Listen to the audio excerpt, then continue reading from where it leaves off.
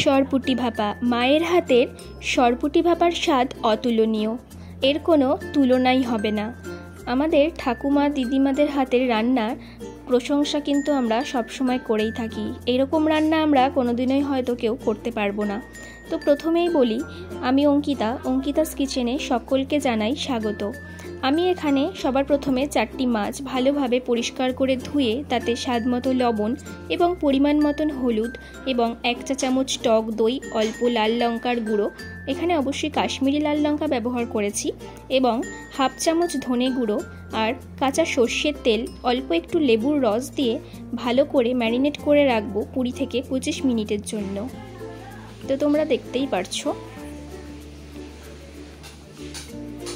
এরকম হালকা হাতে কিন্তু ম্যারিনেশনটা করতে হবে, খুব বেশি জোরে জোরে মাখানোর প্রয়োজন নেই। তো এই হচ্ছে ম্যারিনেশন করা মাছটা। আমি এবার কড়াইতে তেল গরম করে তার মধ্যে সর্ষের তেল দিয়ে তেলটি গরম হয়ে এলে মাছটা এরকম লাল লাল করে লো টু মিডিয়াম ফ্লেমে ভেজে তুলে রাখবো, এবং সেই তেলের মধ্যে কালো জিরে ও রাঁধুনি ফোড়ন দিয়ে আলুগুলোকে একটু ভেজে একে একে মশলাগুলো দিয়ে দেবো। কাঁচা লঙ্কা বাটা অল্প, কাজু বাদাম, সর্ষে এবং পোস্ত বাটা 2 চামচ করে ব্যবহার করেছি, আর একটি টমেটো পিউরি সেটাও আমি এখানে দিয়ে দিয়েছি। দিয়ে ভালো করে হালকা হাতে নেড়ে তার মধ্যে একটু জল দিয়ে তারপরে তার মধ্যে কাঁচা লঙ্কা দিয়ে দিয়েছি, দিয়ে ভালোভাবে নেড়ে আগে থেকে ফাটানো টক দই 2 চামচ ব্যবহার করেছি, আর স্বাদ মতো চিনি, যে যার যার পছন্দ মতো চিনি ব্যবহার করবে। আর আমি আবারও একটু জল এখানে অ্যাড করে দিয়েছি, আগের জলটা তোমাদেরকে দেখানো হয়নি। তো আগে থেকে ভেজে রাখা পুঁটি মাছগুলো আমি একে একে ছেড়ে দিচ্ছি।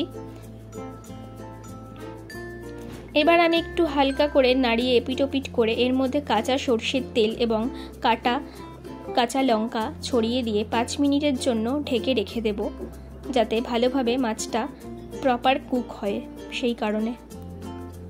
তো দেখতেই পারছো তেল ছেড়ে এসছে, আর তার মানে বুঝতে হবে আমাদের মাছ রান্না একেবারে রেডি। তো কার কার ভালো লাগে এরকম সরপুঁটি ভাপা খেতে, তাও আবার গরম গরম ভাতের সাথে।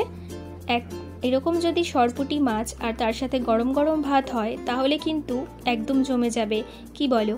তো তোমরা কিন্তু এভাবে এই সেম প্রসেসে রান্নাটি একবার ট্রাই করতেই পারো, আর আমাকে কমেন্টে জানাতে পারো। লাগলে একটা লাইক করে দিও।